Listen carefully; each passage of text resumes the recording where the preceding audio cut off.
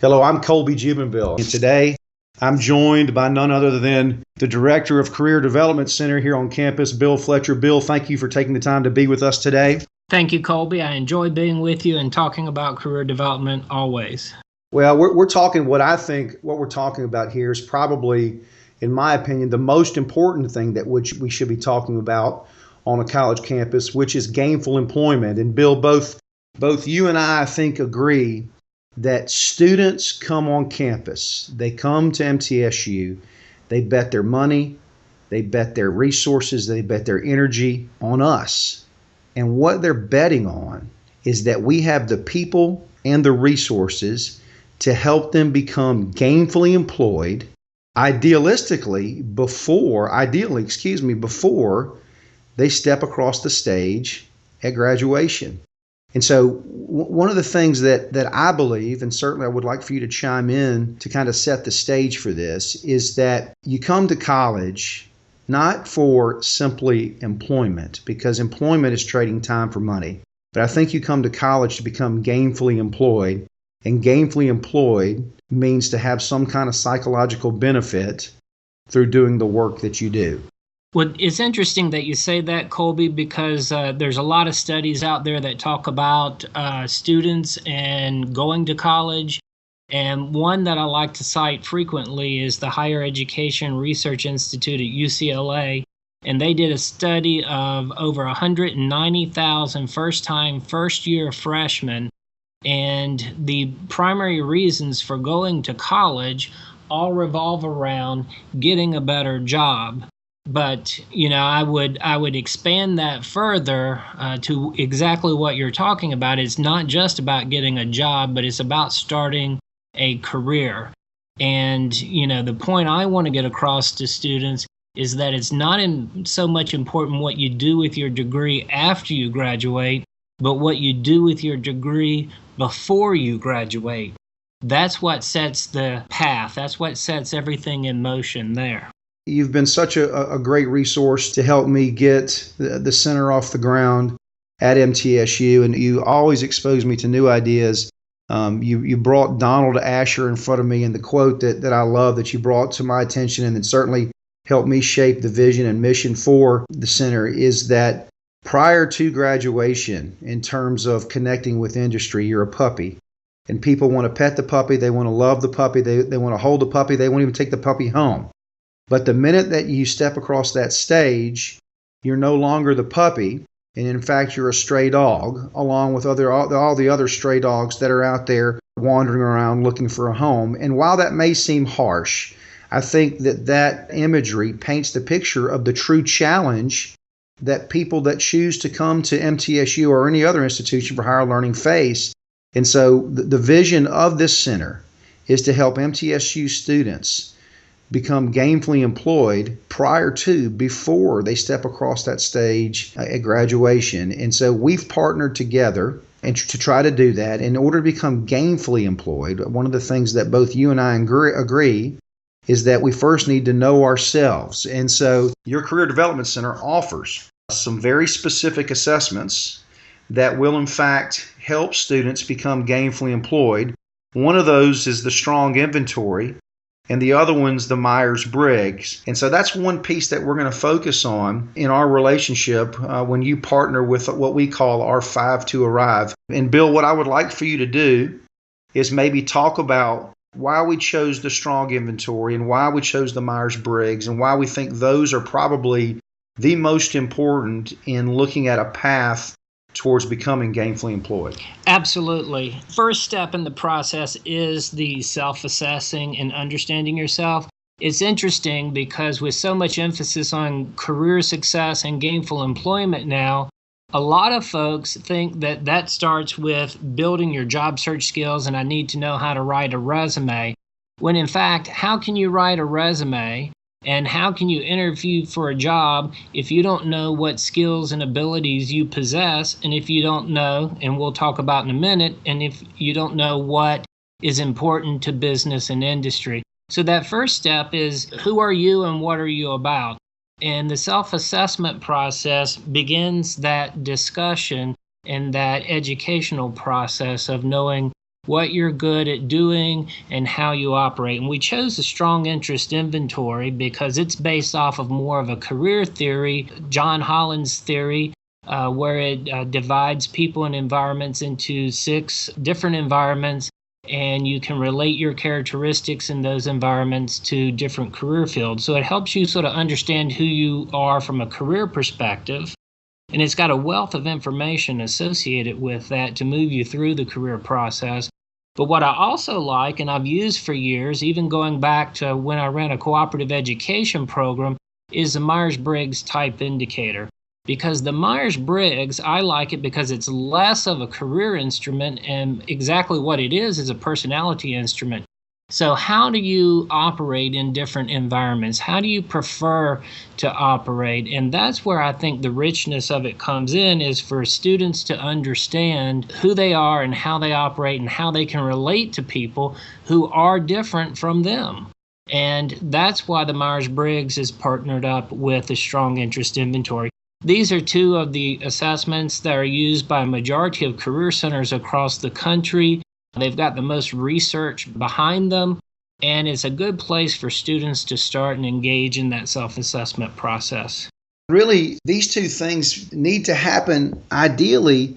Is it their freshman year? Is it their sophomore year? When should someone come to see you to say, I need to better understand myself so that I can, in fact, become gainfully employed? Ideally, in a perfect world for us, it would be late freshman, early sophomore year. That first semester, we really need to be careful not to overwhelm the student. And in fact, what they need to do is get acclimated to collegiate life, to studying at a university, and all the different demands that are placed on them that just a few months before they didn't have at home or while in high school if they're a traditional age student coming straight from high school. So first semester is getting acclimated to an entirely new environment. But after that, you really need to start focusing on the direction you're heading. And that's different for all students. Some students have a major, some students don't have a major. So there's different steps in that process that need to start being addressed. But the important thing, and we tell students, obviously you need to have a major, but you don't work in a major, you work in a career field. So the important part of this process of the 4 years of getting to graduation is not only obtaining that degree, but figuring out what you need to do with that degree to become gainfully employed upon graduation. Yeah, one of the things that you said to me that I wrote down that I thought certainly would resonate with those people that choose to be a part of this center is that a major is a major and a career is a career. And that's counterintuitive to, I think, what we've been traditionally taught, which is that in order to decide on ultimately what your career looks like, what you want to become gainfully employed in, either by yourself or through a company, that you first have to decide what major feeds that. And you're saying that is not the case. Is that correct? That's correct. Obviously, if you're going to go into certain professional fields, you will need to have a curriculum that lines up with that pretty closely. I use an example of accounting or nursing. But for the most part, we will have, you can have people in those fields who don't end up doing accounting or nursing. But when you look at a college major, it's 120 credit hours, which basically equals about 40 classes. And of those 40 classes, you've got your general ed curriculum, and your general education curriculum is about 16 classes, or about 40% of that. So only about 60% is related to your major, and then your major can be broken down into various courses covering different areas and even electives. So basically, what you're working on is showing that you've got a lot of the soft skills. The general education is important. It develops a lot of the soft skills, and much is being written about right now about career readiness and students having the necessary soft skills to go into the workplace. So the degree, the major, is critically important, but I put in there getting internships, co-ops, some type of experience before you graduate so that you know that you're headed on the right path and you're developing that skill set. And for all this to fall into lockstep, that pretty much means you're starting at about your early sophomore, late freshman year putting the wheels in motion? It's the Myers-Briggs, it's the strong inventory. And those two assessments provide a report that you can then get coached through so that you understand and get some explanation regarding what the interpretation of what this ultimately means to you. And then that becomes the guide for that career piece. And so you've got your major, you understand more about yourself and your interests, you understand how you connect to how you could potentially connect to industry, and then you can start to intentionally walk towards the opportunities that you want to in fact create for yourself.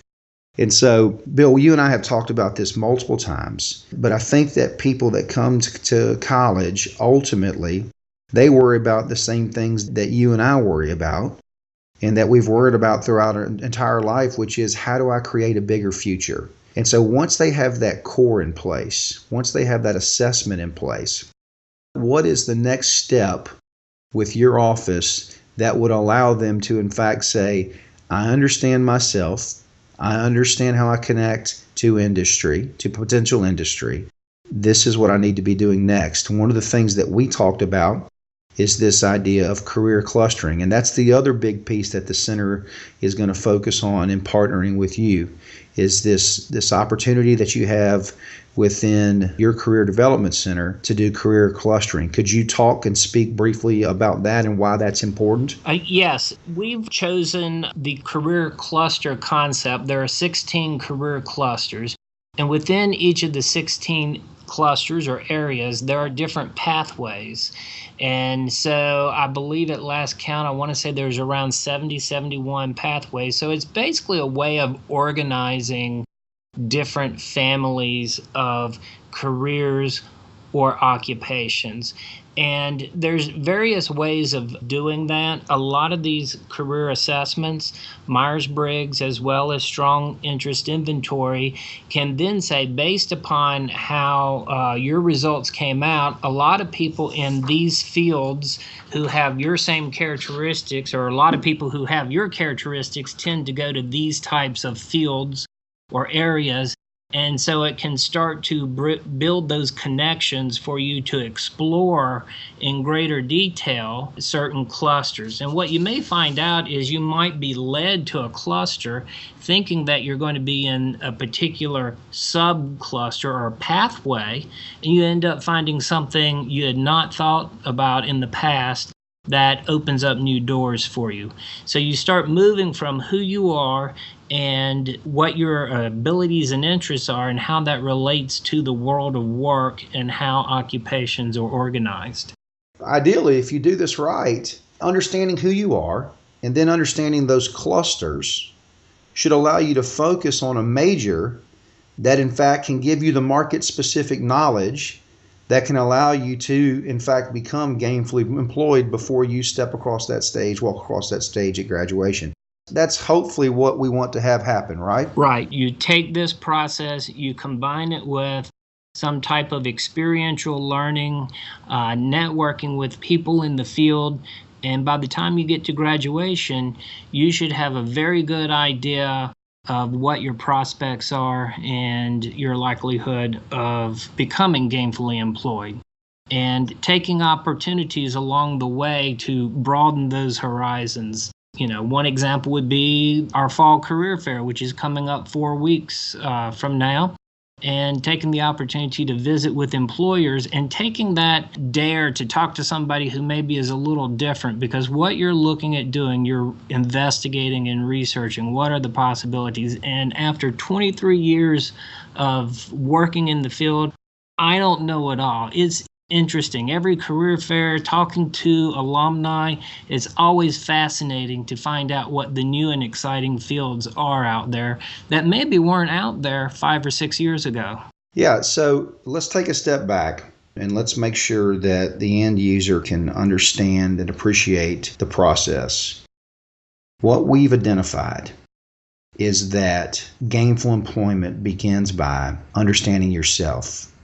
You, by virtue of being a student on this campus, have the ability to go through a series of assessments and get reports that can then be interpreted and allow you to become very intentional about the future that you want to create. Once you complete that assessment, then you can go through and understand a series of clusters that provide different opportunities in terms of career that allow you to look at across the spectrum, understand how they're clustered together, and say, based on my assessment, based on how these careers are clustered together, I think this is what I'm interested in. And Bill and I call that focus and targeting. Focusing on you and targeting the career that you want to create. I want to end with this, and Bill, I know that your time is valuable, and I certainly appreciate you taking the time to connect with the center right here on campus, and appreciate you and the insight that you provide. And I'll submit this to you, Bill, and submit this to those people that choose to get intentional about the future they want to create for themselves. I think the biggest challenge we have on a college campus is first to help students find their voice. And voice is the intersection of talent, passion, conscience, and need in the world. To find your voice, it starts with some kind of assessment, and I think we've provided those assessments today. This is the first step in that process of finding your voice. The second thing that I think we have to do that is so important, and it's the greatest opportunity we have on a college campus, is to teach people how to develop and protect and maintain their confidence. And when Bill talks about going out to a career fair, seeing what opportunities are available, being exposed to those new opportunities, and then having the confidence to step up, shake their hand, engage in a conversation with them, and learn about what opportunities may be out there for you, is the greatest opportunity that we have together on this campus. And so I hope this podcast has been valuable for you. Bill and I plan to do a series of these podcasts and talk about other subjects related to the most important thing on MTSU's campus, which is helping you to become gainfully employed. Bill, thank you for your time today. Thank you, Colby. And I look forward to having many more conversations with you. My name is Colby Gibenville. I am the director of the Center for Student Coaching and Success on the campus of MTSU, and we will see you next time.